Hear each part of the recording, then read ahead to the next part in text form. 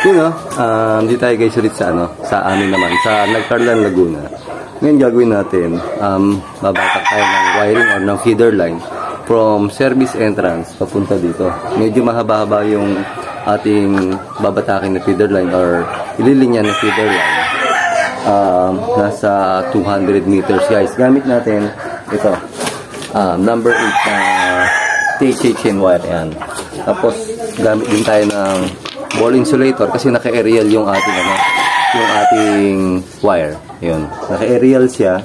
Kaya gagamit natin ng ball insulator para hindi siya kasi yung poste natin is GI or bakal. Para hindi siya prone mag-grounded. Yun.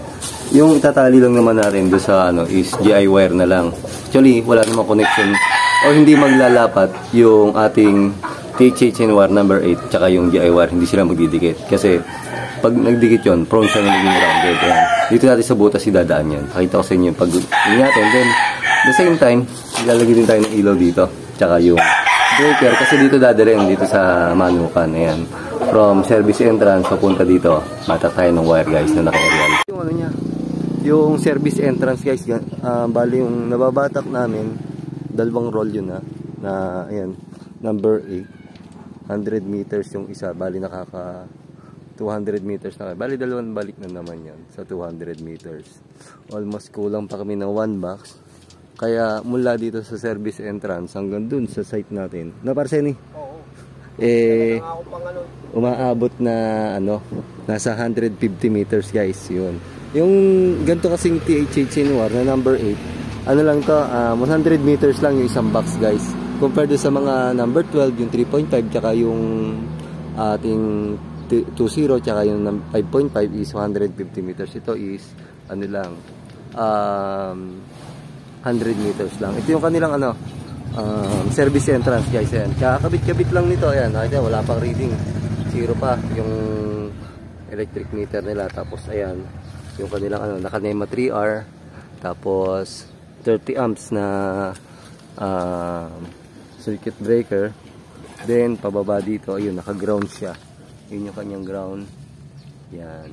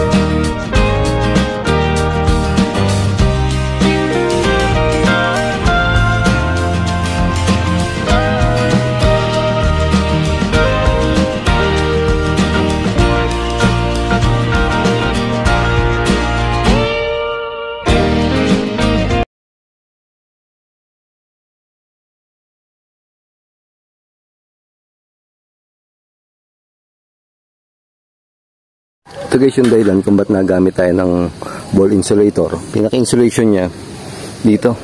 Para kasi yung poste natin na yan, GI or bakal, tapos naka-ground siya syempre.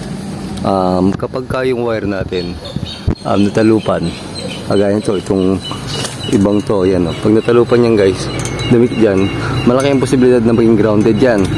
Unang-una kapag ka-grounded, hindi safe. Kasi syempre, pag may napahawak dito sa poste, posibleng mag-ground.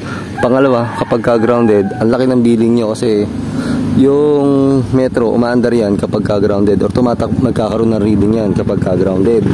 Yun yung naagapan natin na dumikit siya doon sa ating poste or doon sa bakal. Kahit sa mga yero, ilalayo nyo guys kasi pag naging grounded yan, yun, malaki sa pwedeng tumaas yung billing nyo or yung reading na inyong electric meter guys. Ayan. Kaya dito natin siya lagyan natin ball insulator. Ayan. Bali itong GA wire yung itatali natin tapos na ganyan. Ayan. Tapos ilalak lang natin ito ng another THHN wire. Pakita ko sa inyo. Dito muna tayo sa baba guys. Papakita ko sa inyo paano mag-lock nitong wire na to dito sa ball insulator. Ayan.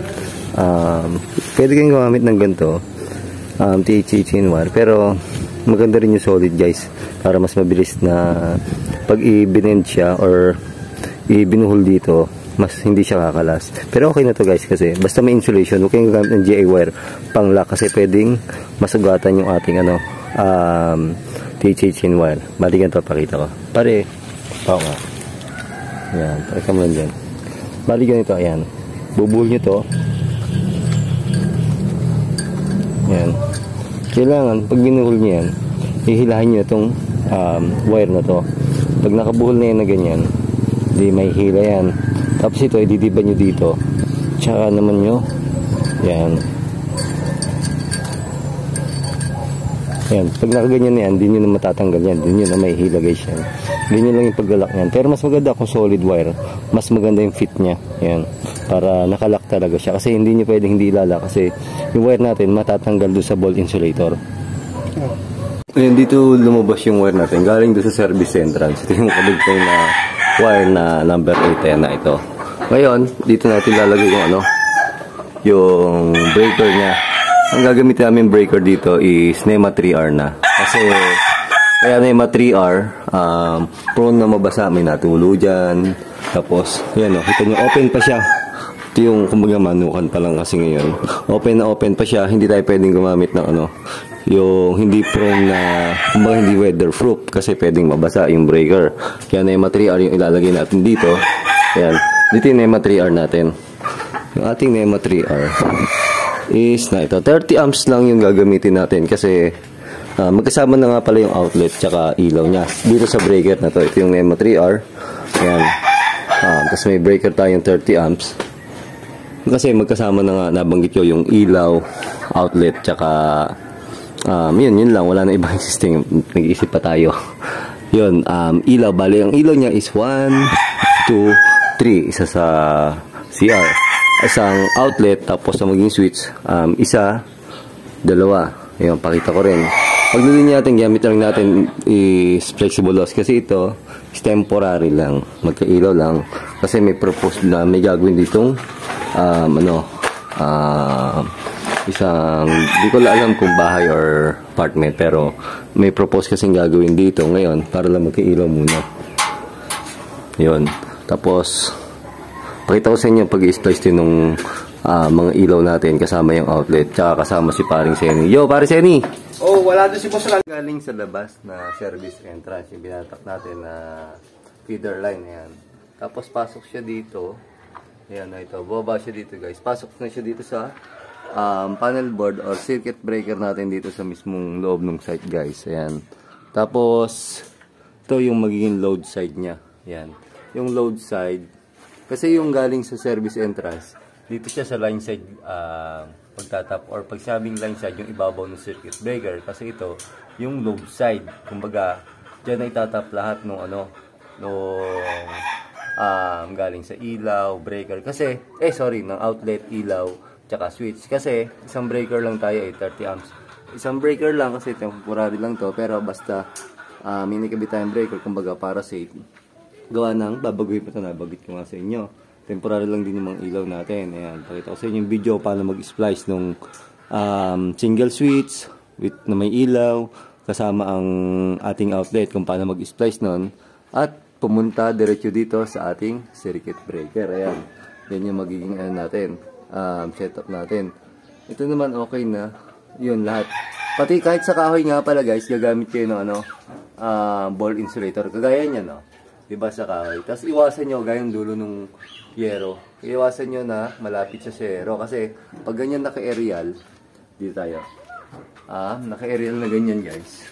Yun. Dapat malayo din siya. Kasi pag ganyan naka-aerial, prone siya sa hangin or umuga-uga. Ito, pag siya umuga ng ganyan, kailangan hindi siya sasahid sa yero. Kasi pag sumahid sa yero yan, pwede yung mabalatan. Pag mabalatan yan, side sa yero, magiging grounded tayo guys, or grounded yung ating bakit tayo? Sorry. Magiging grounded yung ating linya. Yun. Delikado yun guys. Isa pa, malakas sa kuryente.